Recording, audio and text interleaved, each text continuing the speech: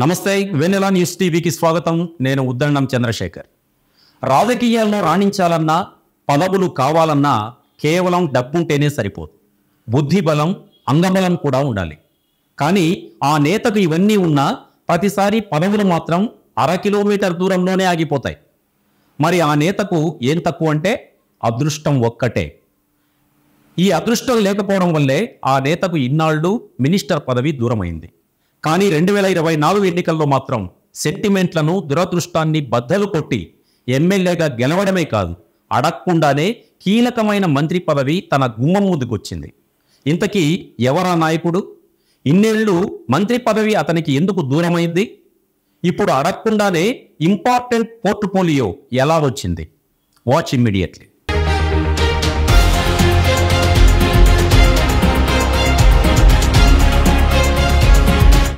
కొన్ని నియోజకవర్గాలకు దశాబ్దాలుగా వస్తున్న సెంటిమెంట్లు చూస్తే ఆశ్చర్యం వేయక మానదు. ఆ సెంటిమెంట్లు ఒక్కోసారి నాయకులకు శాపంగా మారుతుంటాయి. సరిగ్గా ఇలాంటి సెంటిమెంట్ ఉన్న నియోజకవర్గం ఉరవకొండ.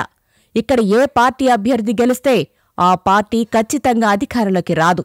ఈ సెంటిమెంటే రాష్ట్రంలో సీనియర్ నాయకుడిగా పేరున్న పయ్యావుల కేశవ్కు మంత్రి పదవి రాకుండా చేశాయి.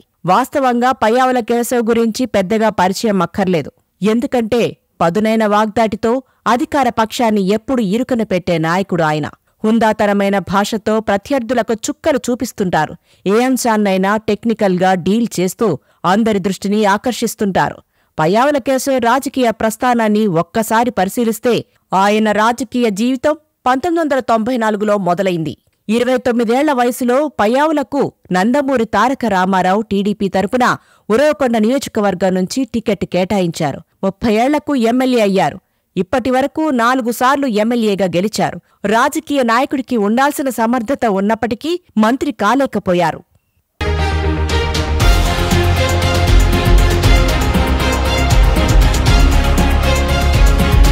పయ్యావుల గెలిస్తే టీడీపీ ఓడిపోతుందని, ఆయన ఓడిపోతే టీడీపీ గెలుస్తుందనే సెంటిమెంట్ జనంలో బాగా పాతుకుపోయింది. 1994లో మినహా పయ్యావుల కేశవ్ గెలిచిన ప్రతిసారి టీడీపీ ఓడిపోయింది. ఇక పయ్యావుల ఓడిపోయిన ప్రతిసారి టీడీపీ గెలిచింది. 1994లో తొలిసారి ఎమ్మెల్యే కాబట్టి మంత్రి పదవి రాలేదు. ఆ తరువాత 1999లో జరిగిన ఎన్నికల్లో కూడా టీడీపీ గెలవగా పయ్యావుల కేశవ్ మాత్రం ఓడిపోయారు. 2004, 2009లో జరిగిన ఎన్నికల్లో ఏపీలో కాంగ్రెస్ గెలవగా టీడీపీ ఓడిపోయింది. ఆ 2 ఎన్నికల్లో పయ్యావుల ఎమ్మెల్యేగా గెలుపొందారు.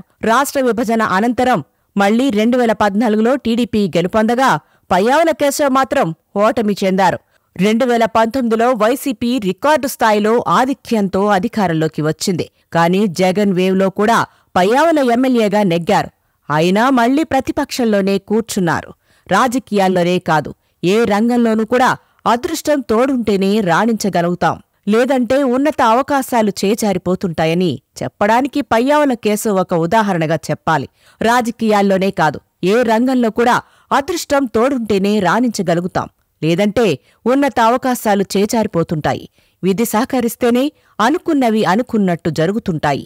టీడీపీ సీనియర్ నేత పయ్యావుల కేశవ్ విషయంలో అదే జరుగుతూ వచ్చింది.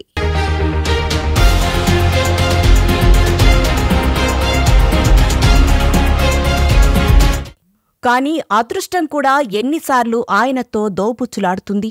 2024 ఎన్నికల్లో ఇలాంటి అనేక సెంటిమెంట్లకు, అదృష్ట గండాలకు అన్నింటినీ పటాపంచలు చేసింది. అందుకే కేశవ్ ఉరవకొండలో గతంలో ఎన్నడూ లేని విధంగా భారీ మెజార్టీతో విజయం సాధించారు. ఉరవకొండ చరిత్రలో లేని విధంగా మెజార్టీ సాధించడమే కాకుండా ఇటు తెలుగుదేశం పార్టీ కూడా అధికారంలోకి వచ్చింది.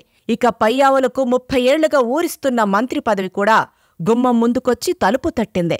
రాష్ట్రంలో పొలిటికల్ సర్కిల్స్ అన్నీ ఊహించినట్లుగానే కేశవ్కి మంత్రి పదవి వచ్చింది.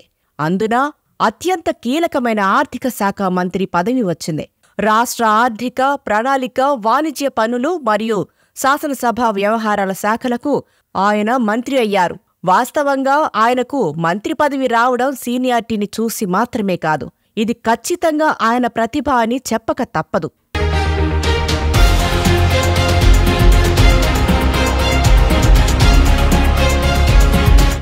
కేశవ్కు పార్టీ పరంగా ఎలాంటి బ్యాడ్ ఇమేజ్ లేదు.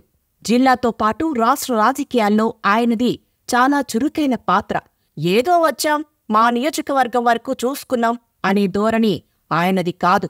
రాష్ట్రంలో జరిగే ప్రతి కార్యక్రమం మీద ఆయనకు పూర్తి స్థాయిలో అవగాహన ఉంది. ఏ అంశంపై అయినా సరే పవర్ఫుల్ వాయిస్తో ఆయన రాష్ట్ర వ్యాప్తంగా ఒక ప్రత్యేక గుర్తింపు తెచ్చుకున్నారు. ఆయన ఏవైనా అంశం మాట్లాడారంటే అందులో ఆధారాలు లేకుండా మాట్లాడారన్న అభిప్రాయం ఉంది. అసెంబ్లీలో ఆయన చాలాసార్లు ప్రభుత్వాన్ని ఇరుకున పెడుతుంటారు. బలమైన వాగ్దాటితో పక్కా ఆధారాలతో ప్రభుత్వాన్ని ఇబ్బంది పెట్టిన సందర్భాలు చాలా ఉన్నాయి. అంతేకాకుండా ఆయన అందరి నాయకుల్లా ఏది పడితే అది మాట్లాడరు. గతంలో పీఏసీ చైర్మన్గా పనిచేసి వైసీపీని 3 చెరువులు నీళ్లు తాగించారు. అంతేకాదు, విద్యుత్ సంస్కరణ మీద ఆయన బయటపెట్టిన అంశాలతో వైసీపీ ప్రభుత్వం విలవిలలాడింది. ఇలా కేశవ్కు ప్రస్తుతం రాష్ట్రంలో ఉన్న అందరి నాయకుల కంటే ఎక్కువగా అవగాహన, పట్టు ఉంది. అందుకే ఆయనకు రాష్ట్ర ఆర్థిక, ప్రణాళిక, వాణిజ్య పన్నులు మరియు శాసనసభ వ్యవహారాల శాఖ కేటాయించారు. ఇలా 30 ఏళ్ల రాజకీయ ప్రస్థానంలో ఎన్నో విజయాలు, అపజయాలు చూసిన కేశవ్కు ఇన్ని రోజులకైనా సముచిత స్థానం దక్కిందని రాష్ట్రంలో అందరూ అభిప్రాయపడుతున్నారు. అయితే రాష్ట్రం ప్రస్తుతం ఉన్న పరిస్థితుల్లో ఆర్థిక శాఖను డీల్ చేయడమన్నది అంత ఈజీ కాదు. అందుకే 5 ఏళ్ల పాటు సవాళ్ల మీద కేశవ్ ప్రయాణం ఉంటుందని చెప్పడంలో ఎలాంటి సందేహం లేదు.